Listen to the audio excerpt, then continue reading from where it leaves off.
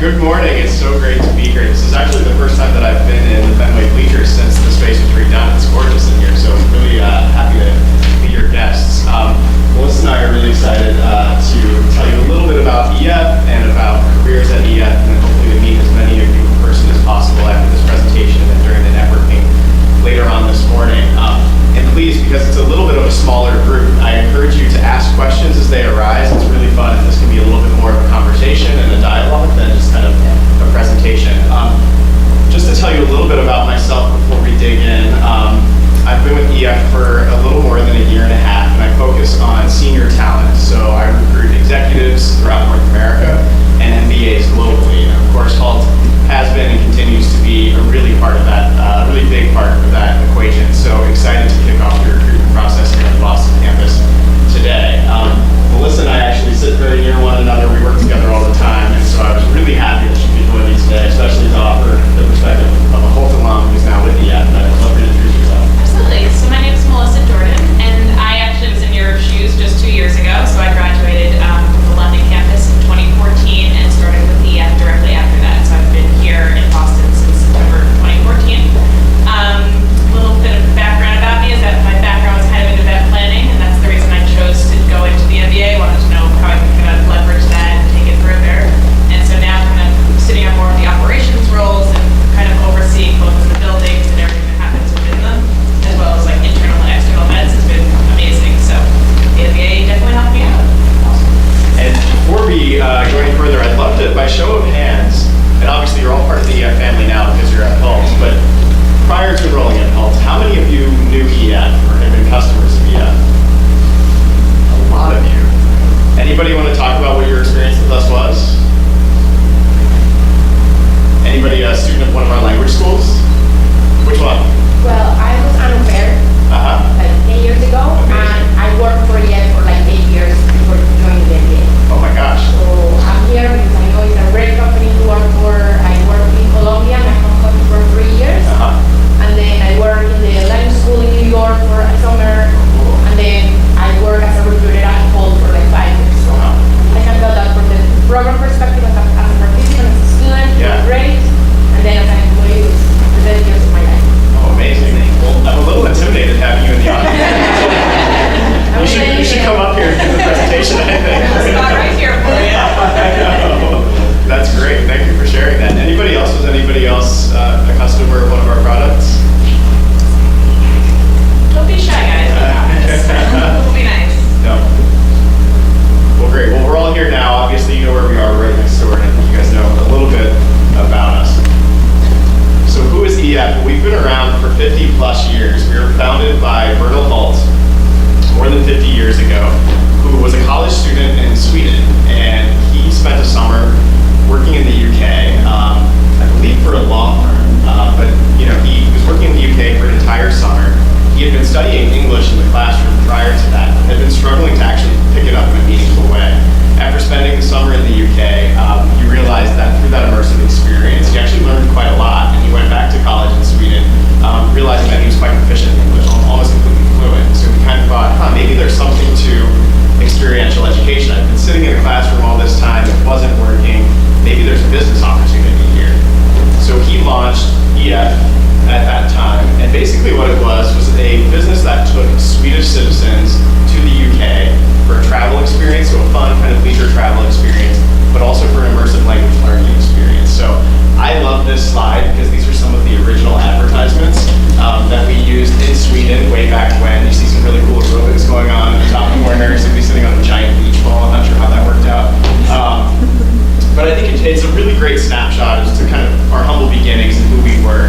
Keeping in mind at this time, the market that we were targeting was 7.7 million Swedes, right? So a relatively small market 50 years ago. And of course the market now has changed quite a bit. It's enormous, right? So English language market alone has 2 billion people in it. It's worth 50 billion, and the education and travel industries are experiencing 30% growth. So really big market. So the industry is growing, yes, but like so is EF as a whole. So we have now we're currently in 50 different countries. We have over 45,000 employees worldwide. In between that, there's 500 schools, but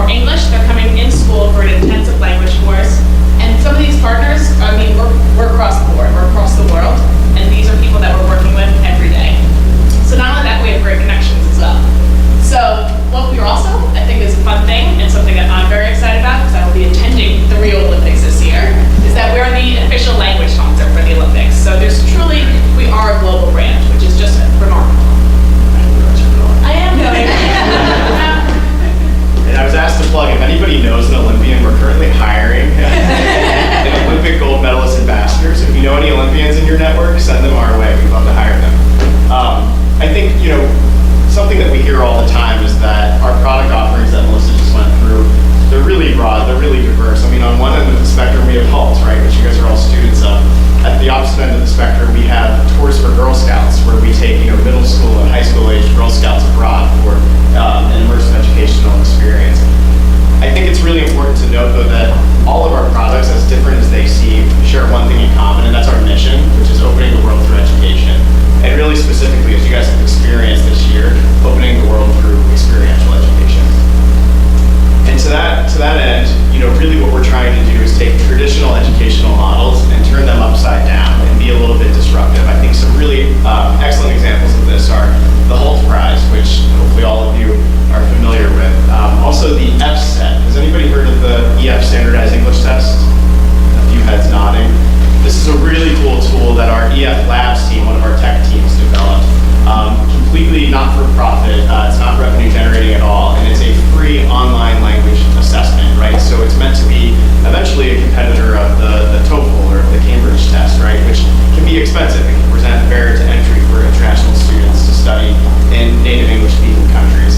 It's something that we launched a little more than a year ago. The test results have been proven to be as valid, if not more valid, than some of the other tests that are in the marketplace, and it's beginning to be adopted by different governments, etc. Also really cool, you can take the test and publish your results on LinkedIn so that prospective employers can see exactly what your English proficiency is. So just another example of some of the things that we're trying to do to be disruptive of the marketplace and to increase access to education for more people around the world. All right, so we've talked a little bit about our products and the businesses that you could work in if you do come and join EF. But I think one of the things that draws all of us here, I'll speak for me and Melissa and my colleague Laura, who you guys will have the opportunity to meet later, but I know we were all attracted to EF because of the culture and because of the people. And it's a really fun culture to talk about. We have these core values that we publish and that we talk openly about. So we're looking for people who share these core values, people who are innovative, who have an entrepreneurial spirit, who are creative, who like to take risks, people who like to take ownership over what they're doing, who like to drive, who are really proud of what they can accomplish. So that's the kind of people that we're recruiting, right? People who are really smart and can be the high-level strategists, but can also kind of roll up their sleeves, get into the weeds, and make things happen, right? And really impact change. Bear with me for a second. I meant to pull up a video earlier and totally forgot, so I'm going to do that now. But we have a really cool video. You're going to recognize the space because we actually filmed it a couple of years ago when we were here, when EF shared the space with Alt. But I think it's a really great glimpse into our culture.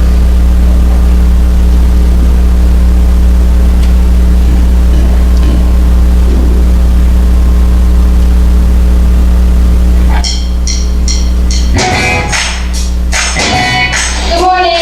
God morgon. God morgon. Little run, you guys ready for our day in London? Here we go. Another beautiful day in Boston. And I'm walking to work. Community work is super easy. Take the tea, walk, you go back, you go by here, it's awesome. We had a ton of white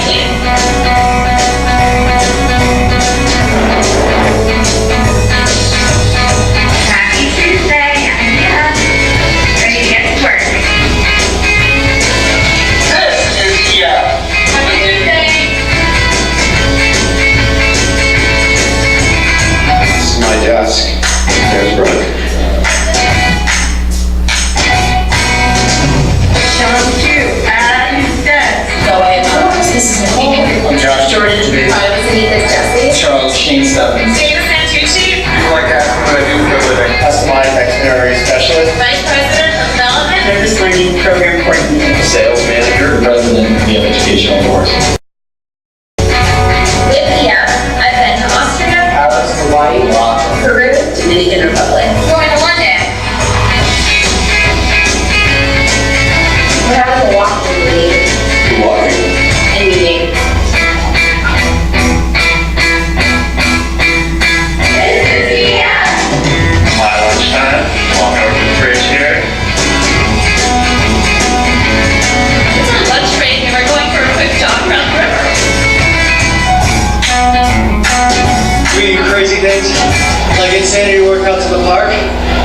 is just the worst thing in the world, but I love it so much. I've been to Spain, Amsterdam, Switzerland, Egypt, Kenya, Shanghai, all over Europe. Paris, France twice. Of course, travel's fantastic, but your everyday experience really means a lot. So coming into work and actually enjoying yourself is huge. I've been with for a year now. For 16 years, 3 years. 5.5 years, 15 years. I just started a new job here. I've been living in 5 countries with a year. What I want for people who work here is that they just have an immense sense of satisfaction that the work that they do every single day literally changes lives. It simply makes the world a better place. Wrapping up the day. Thanks for hanging out. Time to go home.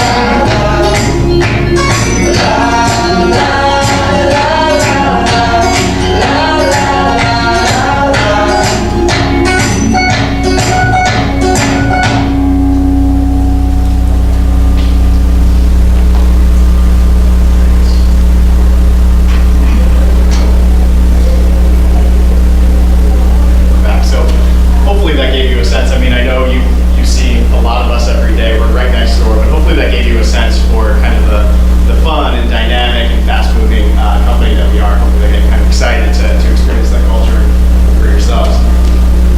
All right, so where do we have opportunities? The truth is, for post-grads, we have opportunities all over the world.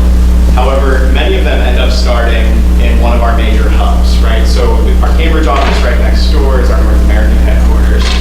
We also have a Latin American headquarters in Sao Paulo. In Asia, our headquarters is Shanghai. We also have a quite sizable office in Hong Kong. And then finally in Europe, London, Lucerne, and Zurich. And sort of depending on which products you work with, that's where they have the largest presence. So for example, in Boston, although we do have some presence from each of our products, far and away our largest products are our educational travel products and our cultural exchange products. In Zurich, for example, language is our biggest product. In London, that's where corporate offices for Halt lives, and a lot of our other operations. So just to give you an example, kind of depending on which products you're interested in and what you'll be doing is where your corporate headquarters will be. But just want to underscore the point that we have, more than 500 offices and schools around the world. And so last year alone, we placed postgrads in, different countries in Africa, in the Middle East, in other countries in Europe, including Portugal, Germany, France. So really all over the world there are opportunities. All right, and then what kinds of roles? So how many of you have been onto My Careers and seen the job description that we posted? Okay, so some of you. So what we wanted to do with that was just to give you some examples of the types of roles that we've hired HULT, MBAs, and other postgrads into. But that's not an exclusive list. Those were really just meant to be representative examples, because the truth is that when we come to campus at HULT, we're not coming to recruit for 1 or 2 roles. What we want to do is meet you, understand what makes you tick, what you're really great at, where you want to take your career, and then figure out where in the world we have a role that's going to be suitable for you, right? And so basically what we're looking for are manager, director, or higher level roles where you're going to have the opportunity to own a piece of the business that you're working on, where you're going to have the opportunity to build and develop teams, manage teams, and really drive that piece of business. So that might be within the finance world, it might be within operations, it may be within marketing, it may be within sales, etc., right? You get the picture, but it really is a broad universe. So it could be something like director of marketing, it could be country product manager, with full responsibility for that product in that country. It could be country manager, managing all of our operations in a smaller country. But there is a great variety. So keep an open mind as you're thinking about it. And if you haven't already applied, what I'd encourage you to do is in your cover letter, talk about the functional areas that you're most interested in so that we can gear that initial interview for it. We'll talk a little bit more about the process.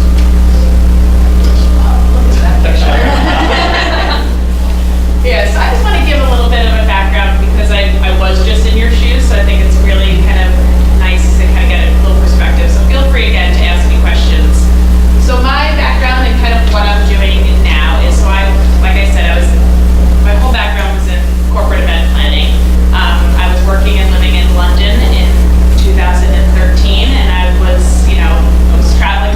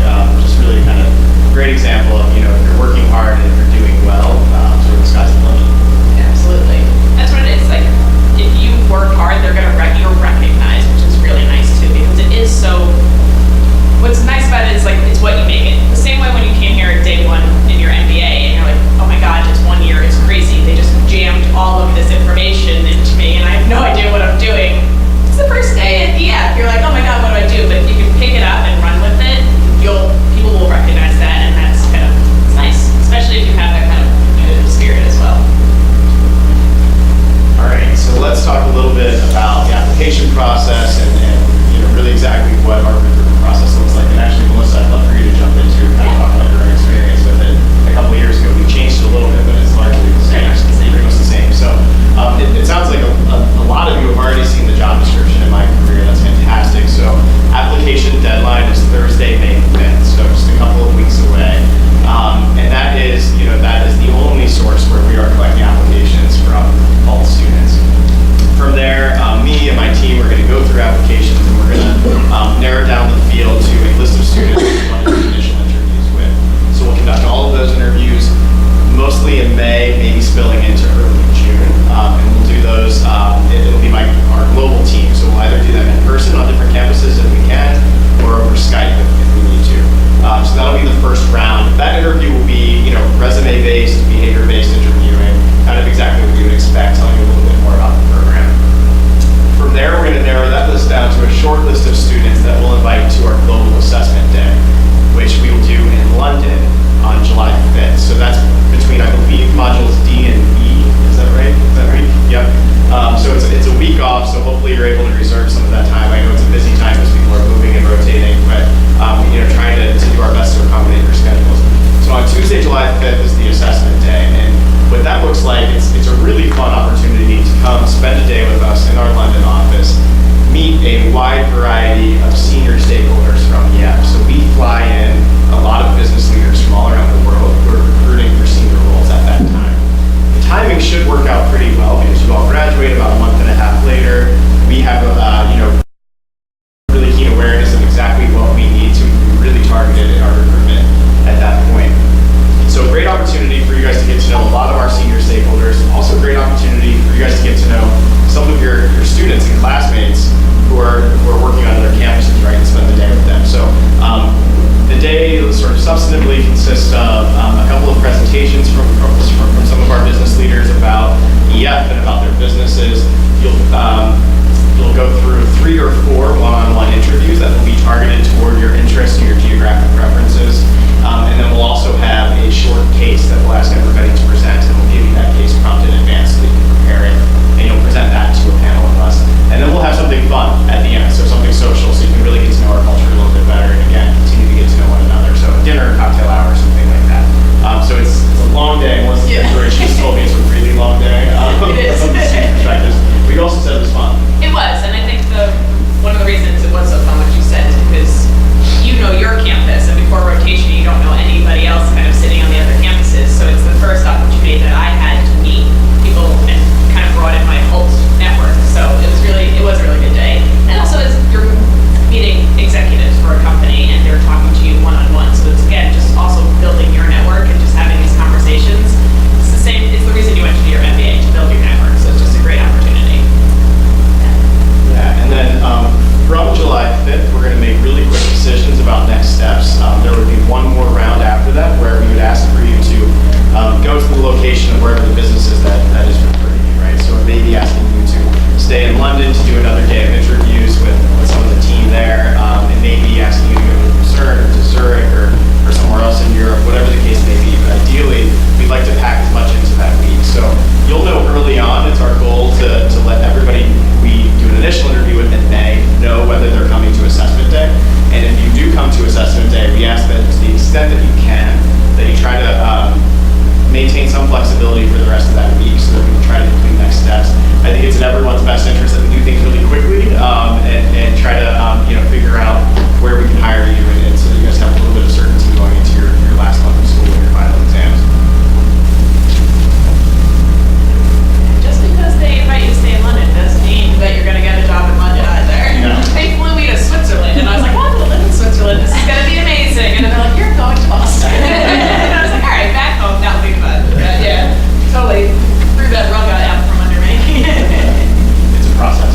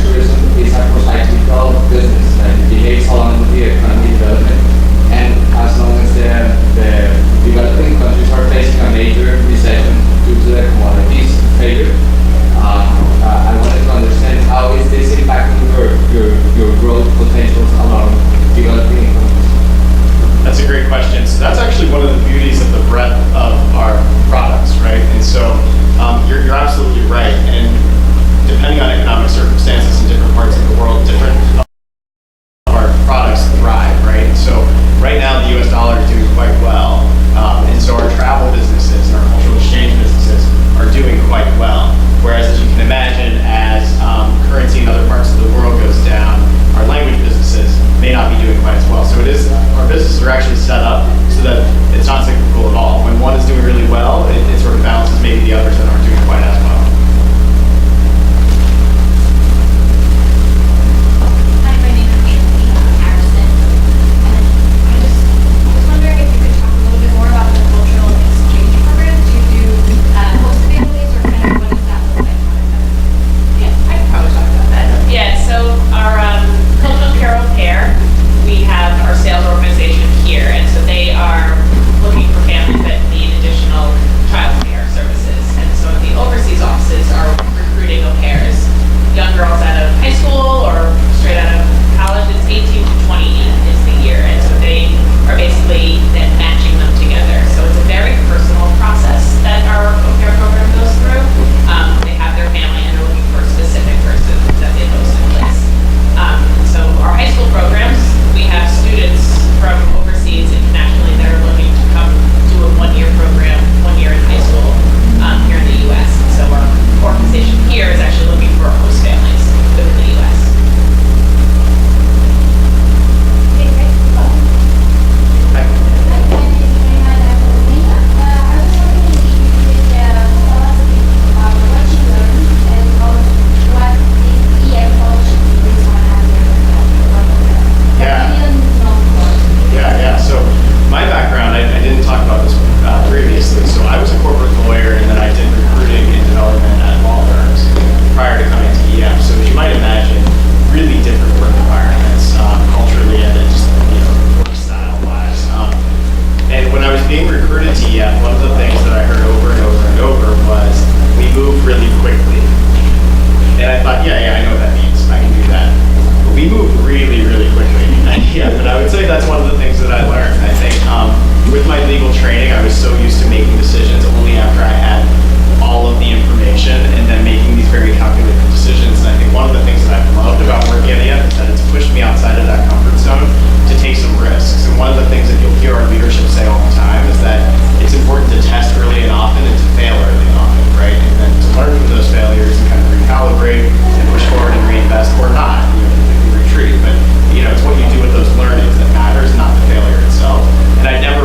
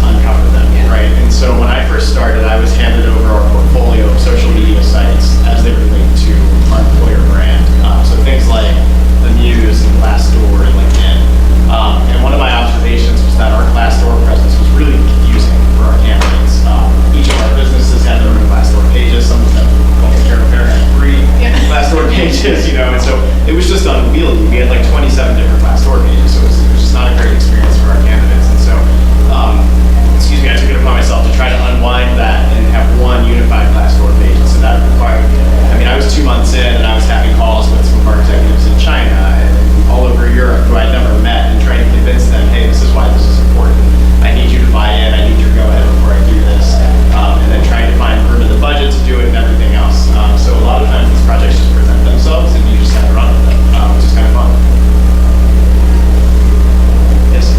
I am of a firm belief that the greatest return on asset investment you can have is the investment you make on your people. How often do you pay your employees? Yeah, that's a great question. So that's something that we've become, my team in particular, has become obsessed with over the last couple of years. So everybody, when they come into the company, depending on the role that they come into, undergoes quite a bit of training, as you would expect, right? So there's the general onboarding process, but then there are product-specific trainings, there are functional trainings, etc. From a central perspective, we do monthly BRICS sessions, which is an opportunity for us. We call them BRICS because we're building the foundation for what our staff needs to be great employees. And so we focus on different topics that a lot of our staff feel like they need more exposure to in order to grow in their career. So examples of that, last month we did tribal leadership. Just yesterday we did one on time management. So we do a variety of things like that. And then we also have some skills-based trainings that we do. So we have we have a new manager training twice a year for any new staff managers. They go through a 2-day training. We fly everybody from North America into Boston for that training, covering things like how to increase engagement with your team, how to hire a great team, how to build a great team, how to have uncomfortable conversations with your staff, how to exit staff, things like that. But then we do skills-based trainings through a workshop series that we hold twice throughout the year. So we'll do 6 workshops at 2 different periods of the year. These are more kind of intimate group settings, and this can be things like using Strengths Finder with your team, or Excel training, something like very skills-based and basic. So we do offer quite a bit. I will say though that EF is the kind of company where we expect our staff to take ownership over everything, including their own career development. And we give every staff member a stipend that they can use to seek training outside of EF. So you can come to HALT and take a class, or you could go to